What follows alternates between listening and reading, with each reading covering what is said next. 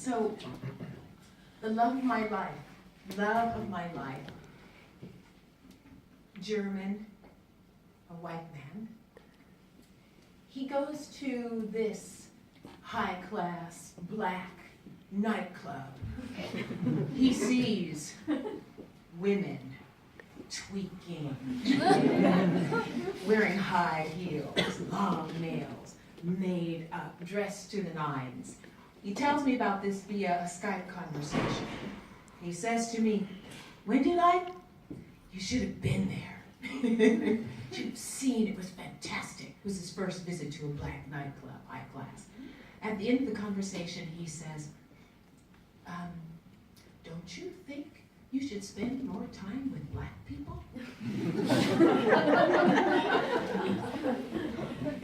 And because he loves me, I decided to give that some serious thought and to undertake some measures to spend more time with black people.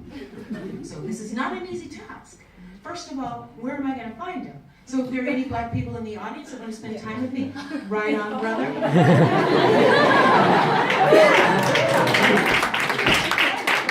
I have to say that I'm a lot of fun. I'm a great party guest. I don't judge, you know.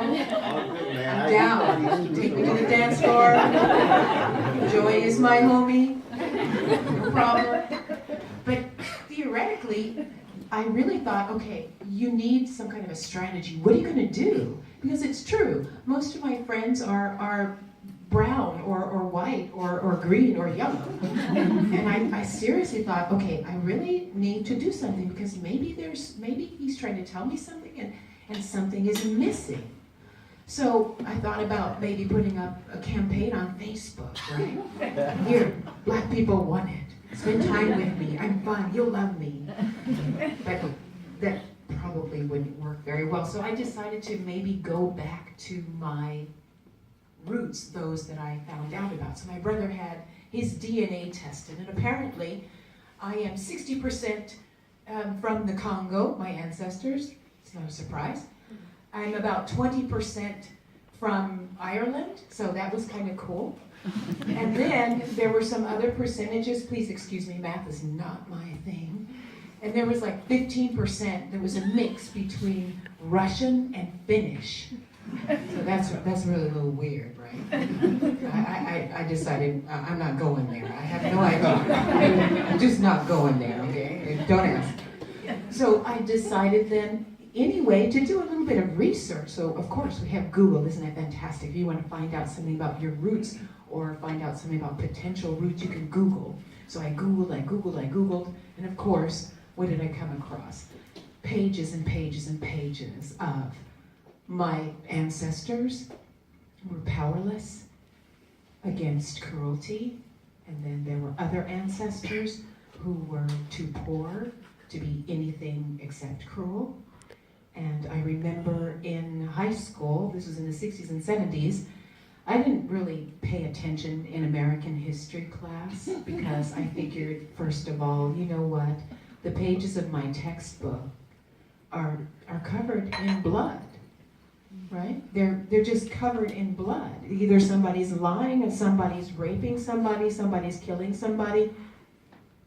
So why bother, right? So I just totally tuned out. So I was actually happy when I found on Google a website about the Dahomey female warriors. Yeah? Dahomey female warriors. So the Dahomey Kingdom of Africa was very great and very powerful. And it was sort of in the western part or the eastern part of Africa. And they have, I think, and they had this group of female warriors who were so strong and so powerful, but also so very spiritual. And it was really their job to protect the women from the French colonial invaders. So anytime a French colonist did something wrong, mistreated a woman, raped her, or did anything wrong to her, the female warriors took care of him.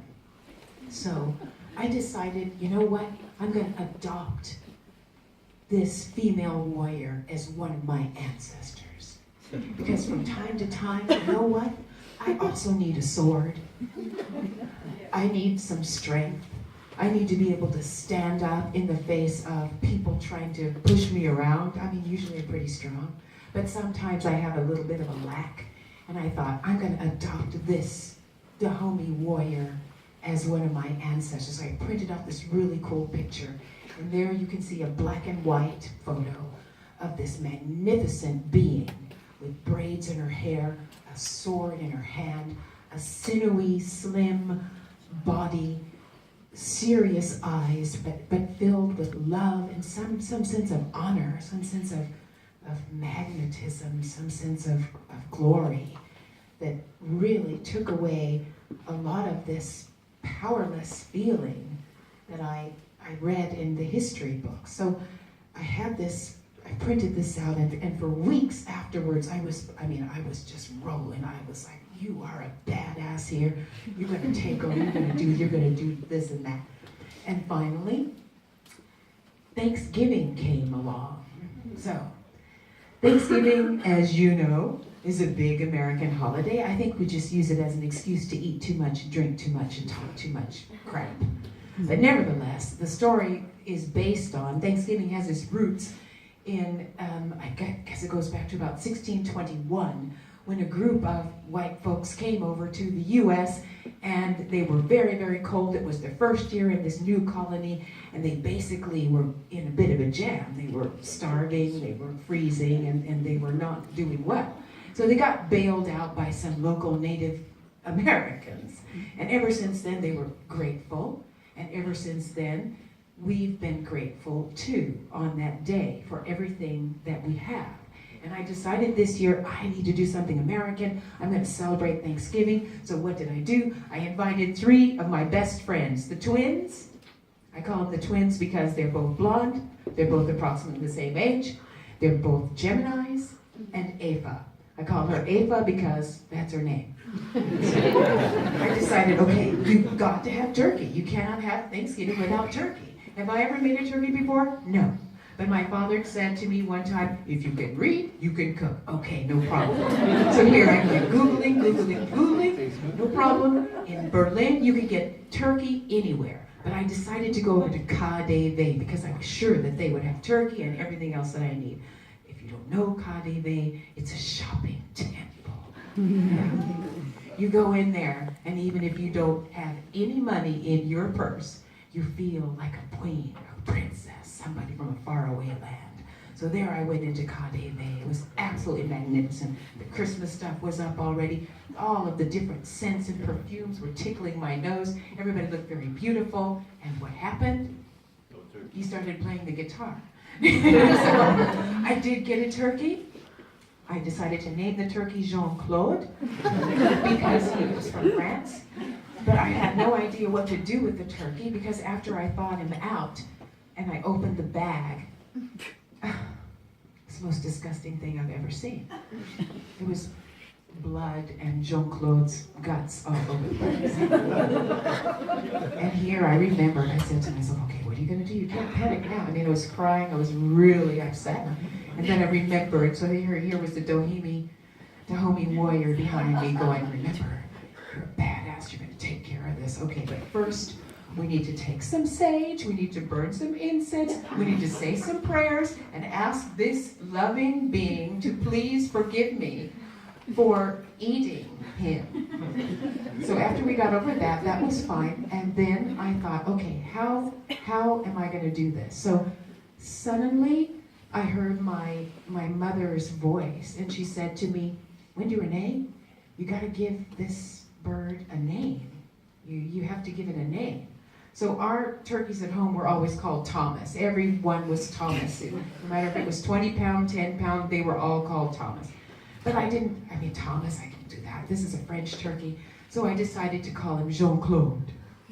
So there I was there, and that was okay because one of my uncles is from Haiti, so that's cool.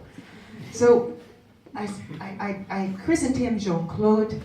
I tried to see how my mother, remember how my mother and my grandmother so lovingly took salt into their hands and spread it over the body of this raw bird who had given his life for us.